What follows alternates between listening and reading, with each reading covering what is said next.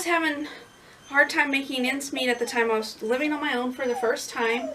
And I had bought a Camaro about a year or 2 years before.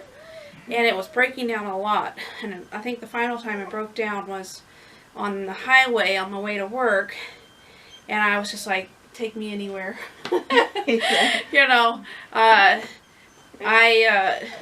had some problems with health in my teenage years, and they wouldn't accept me out of high school.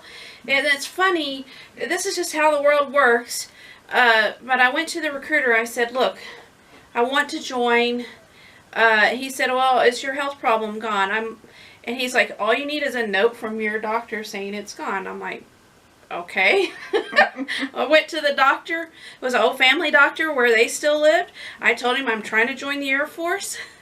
And he's like, I can write that note. He wrote me the note. I took it to the recruiter. 2 weeks later, I was gone. That's how I got into the Air Force. And, you know, it was just a minor health problem. I had hypoglycemia, which was very controllable for me at the time if you eat properly. And I think what brought it on mostly was I was working at a fast food place and I was eating terrible food every night. And, you know, I stopped that and my health got a lot better. So, yeah. But one thing I'll tell you, the Air Force feeds you good. That was one of the best things about it, that it had really good food. But I went to boot camp in San Antonio, Texas, and it was in October, I think, and it was kind of cold, but not, you know, terribly. And see that? She don't want Mama no more. She wants Barbara. But and that was a pretty interesting experience. I was there a lot longer than normal because it was the holiday season. I got there a week early, and I don't know why they do this, or they did it this time. My actual start date wasn't until a week after I arrived there, but you get treated like trash anyways, but it doesn't count for anything. It doesn't count for your scheduled time. And then, because of where I was going to tech school, there was a mix-up in the flights or something like that. I ended up staying a week after I graduated. And they don't really put you up in hotels, so they stick you in the area where everybody's, you know, been depressed or psychologically couldn't handle it, because that's their hotel. And so I spent a week after I graduated with a lot of women who, you know, just were not stable, and it was pretty depressing, you know, and I just wanted to leave so bad. Oh my gosh. So, you know, I mean, it was interesting, but I was glad to leave after that last week because it was uncomfortable. But then I spent about the next 6 or 8 months in Illinois, Champaign, and there was a tech base there at the time. I don't know if it's still open these days, but it's about 3 hours away from Chicago.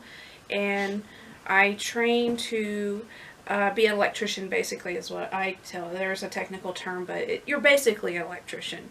And it was for C-130s.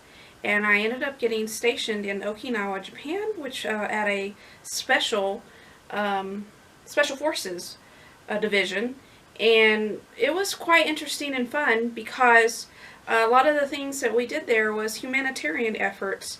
And our C-130s were actually rigged to refuel helicopters. Helicopters that go out and save people. We didn't really do much of that at the time when I got there, but they were still rigged for that.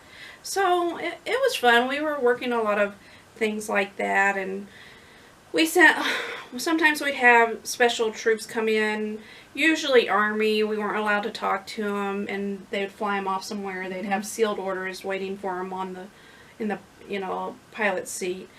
That didn't happen all the time, just sometimes, but most of the time it was delivering humanitarian aid to different countries that were, like Bangladesh, for instance. They got flooded pretty hard when I was there, and it was a really enjoyable job. I loved it. It was fun. The people there were great. I think the reason I liked it, unlike in today's times, it seems everybody hates each other.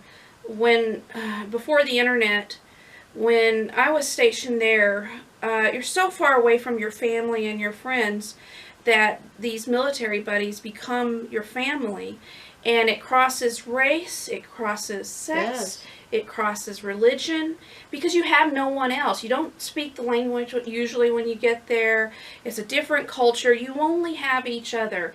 And all of us got along. And it's so shocking to me today to see people fighting so much and hating each other so much when I know we're capable of not doing those things because we never did. And there were a lot of us. But I'll tell you one thing that was jarring. Out of 250 person squadron, there was less than 10 women in that squadron. Oh, yeah. So I'm sure it's changed to a degree these days, but it's still, you know, there's not as many women in the forces as there should be. But, you know, it's changing. And I don't know if I would encourage people to join today, though. It's a different climate today, and I don't really like what's happening in the world. And I don't want to get political. But at least for my time in, I did enjoy it. It was a real good learning experience, a growth experience, and it was just a wonderful place to live. Well, when you was in there, that desert storm was going on, wasn't it? Yeah, yeah, we got activated for that actually. But since I was stationed at Kadena Air Base, and since North Korea and South Korea, there was a flare-up at the time, and so we ended up not deploying to Saudi Arabia at the time, and Kuwait and all that, because there was too much going on with Korea at the time. So we ended up staying in case we had to be deployed there. I was, but I was in during that time, but we didn't. We practiced for it. I mean, what was messed up though? They issued us all. One of the things about being in a special division on a regular military base is usually the whole base participates in drills, and we didn't because we weren't a part of the same division. So I would go to work, and you have to park in a certain area and then walk across the flight line. You weren't allowed to take your cars out there. Well, the other members of the Air Force, all these other squadrons, were dressed in flak gear and chem suits, and we never did. We never had to do that. Boy, we got scowled at so many times because we just walk on through and not have to participate in any of that stuff. And I'm still not sure why we never did to this day participate in any of it. But when we finally got, we were supposed to deploy to the Middle East, it showed that we were not important because they gave us secondhand chem gear.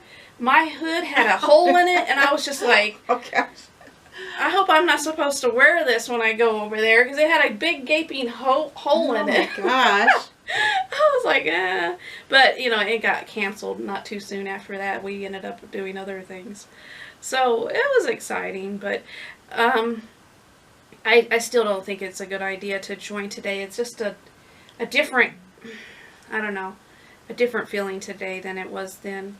But I enjoyed it. I earned an education while I was there. I learned a lot of stuff, and it was quite enjoyable. So, yeah. And I loved Okinawa. Yeah. It was a beautiful place, and one I dearly miss. It's one of the most beautiful places I've ever lived. Yeah, Barbara sent pictures back to us. Oh, the water just looked beautiful. Yeah, and it was. You could see, 100 feet down real easy, and it was really fun. And, I'm saddened to this day because I've read that there's a lot more trash today on those same beaches, in the same coves that I used to. There are people that try to clean it up, but it comes in so much now. And back then it was very pristine and clean, and it's not like that today. So that's terrible, that's what we're doing right now. It's just too much trash, too much plastic. But it wasn't like that then. And it was quite pretty. And she saw all the pictures. Yeah, it was real pretty. Yeah, it was pristine. So, and that was back in the 90s. That wasn't that long ago. Yeah. But it was fun. I loved my time in the Air Force. Well, that's good memories. Yeah, You always have it. Yeah. So, yeah. Well, I'm glad Barbara, got stationed by the ocean. My family was in Virginia by the ocean when I was growing up. We were there a few years, and we just had a good old time by the ocean and learned about crabs and clams and stuff like that, and fishing for minnows, and just, it was just always fun. I'm really glad Barbara got to experience the ocean. Yeah, well, I'll tell you one thing I changed my view on, and it's kind of silly. I don't fish anymore. Or it's hard to fish out here anyways, but I wouldn't fish anymore for sport because after snorkeling in Okinawa waters, seeing those fish in their natural habitat, I couldn't return to it. It's made me think about it a lot differently than I Yeah, did. she said they would come up and stare at her. Yeah. The fish would. Well, yeah, some of them were really big, just gigantic. Most of them were quite small, Yeah. that big, but I had an octopus follow me around one time. They liked if you had a lot of people would carry like a underwater knife in a sheath on their ankle, and I had one. And they like shiny things. It's real easy to, coax them in and just look at them. But you have to be careful because they will grab your knife and try to take off with it. They like they'll grab your mask. Anything shiny, they're pretty tame. Or not tame, but they're pretty, mellow. Hey. Yeah. But yeah, it's quite. It makes you think about things a little bit differently when you're in their world, and it's just not. I haven't fished sport-wise. I mean, I don't want to do it anymore. And fish was real pretty, weren't they? Yeah, and tropical fish. Yeah. So. And you brought baby octopus home? Yeah, I caught one once. I let that one go. Somebody had an octopus they gave to me. Oh. I ended up letting it go. Okay. So. Did it ink up your tank? Yeah, it did. I still feel I'm a big aquarium person. At this point in my life, I do planted aquariums. It's a real challenge. I've gotten away from it because it's pretty expensive too. I don't feel quite the same about keeping fish, that I used to. But I do love planted aquariums. They're hard to do and they're very, very. I don't know. It just feels good when you pull it off because you think a garden's hard. Planted aquariums are a whole other story. Yeah, and Barbara's kind of interested in raising that tilapia. Oh, yeah.